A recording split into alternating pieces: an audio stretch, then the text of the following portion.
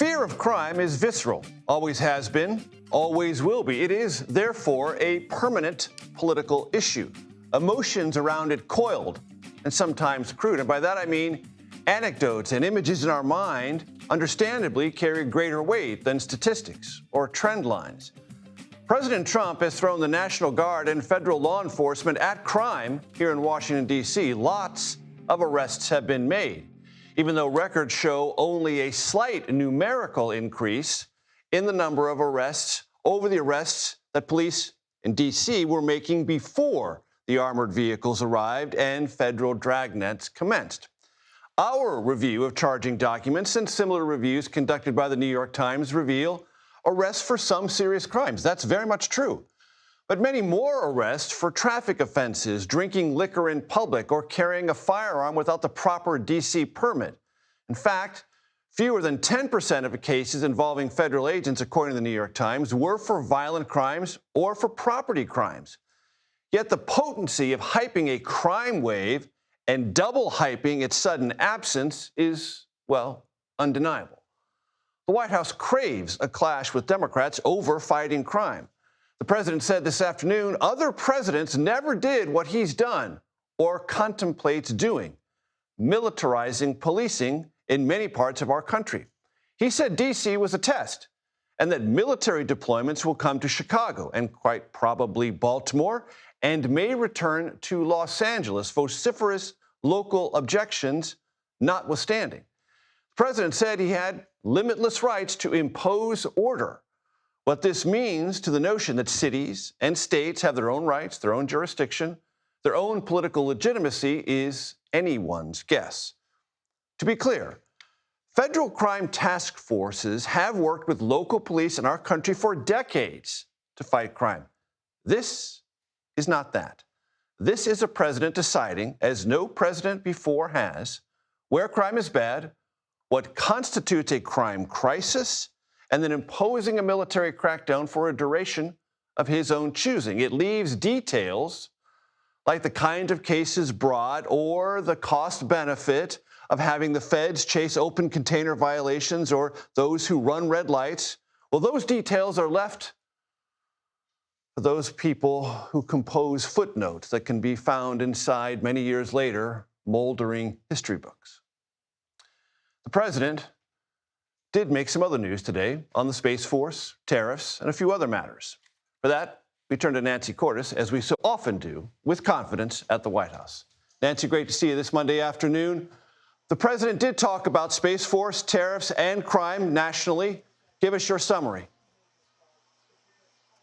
Well, after hinting for weeks, Major, that he was going to do something like this, President Trump said today, point blank for the first time, that he does plan to send National Guard troops to the Windy City, that it is not a matter of if, but when. He didn't say when, but he seemed pretty determined to do it despite the vociferous opposition that has been voiced by Chicago's mayor and by Illinois Governor J.B. Pritzker. President Trump said he hopes that Pritzker will call him and ask him to send more federal aid. And the president rattled off crime statistics from Chicago from just this long weekend. But he said whether Pritzker comes around on this issue or not, he feels that he has the right and the authority to do it. And so he plans to send National Guard troops into Chicago, despite a ruling from a federal district judge just today that said that the president overstepped his authority, violated federal law when he sent National Guard troops into Los Angeles a few months ago. And the president also said that the administration would, on an expedited basis, seek Supreme Court review of an appeals court ruling that came down late last week, nullifying many, not all, but many of the tariffs the administration has set in motion.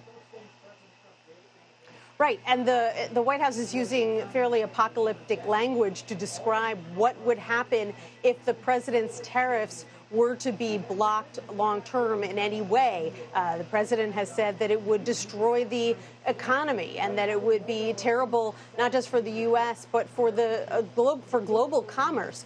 So the White House really leaning in to this fight, even as we watch these tariffs wend their way through the federal courts, which is causing some unease not only for U.S. businesses, but for really businesses around the world who are trying to figure out how exactly this is going to affect them in the months to come. Nancy Cordes at the White House, thank you so very, very much. CBS News Justice Department reporter Jake Rosen joins me now here at the family table. Jake, great to see you.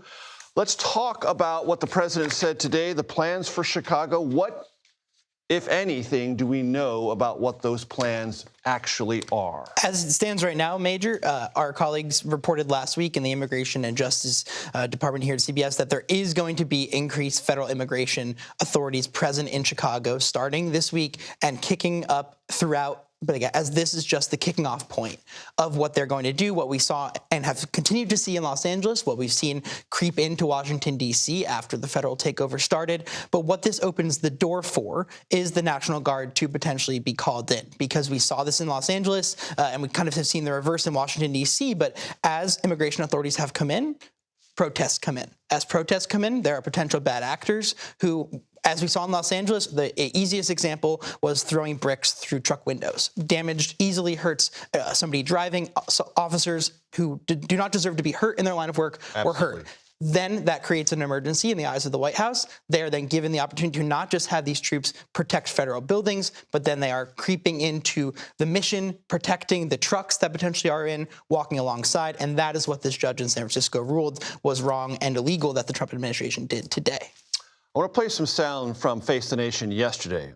My colleague Ed O'Keefe, who did a wonderful job sitting in for me for a couple of days, talked to J.B. Pritzker, Illinois governor, Democrat, and Kristi Noem, Secretary of Homeland Security. Let's play those control room back to back, please.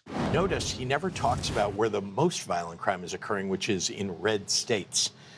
Illinois is not even in the bottom half of states. This seems like it's more about Governor Pritzker's ego now, rather than actually protecting his people. If he has one murder in the city of Chicago, he should be calling President Trump and saying, what's your ideas? What can we do? One murder. If that's the definition of this White House of a crime crisis, it is going to be sending, or believes it will have the authority to send federal law enforcement and possibly National Guard anywhere in this country. Absolutely. And I think we should put what both Governor Pritzker and Noem said very briefly just into context, is that of cities with over 100,000 people in them, Chicago actually ranks 80th in terms of crime. Again, violent crime per 100,000 people. But again, at the same time, the other cities that the president has actually talked about, Oakland, so San Francisco, again, not off the table, Baltimore, Cleveland, Memphis, all cities who rank in the top 5. There hasn't been this same talk. Well, it's because J.B. Pritzker has been extremely vocal. I don't think it's a coincidence. We've seen the mayor of Baltimore be extremely vocal and his pushing back, the mayor of Baltimore pushing back, and obviously Gavin Newsom, President Trump's public enemy number one, really targeting this and drawing that attention on himself. It's a continuing story, and Jake, we're going to turn to you many, many times on it. Thank you so much for joining me. I appreciate it.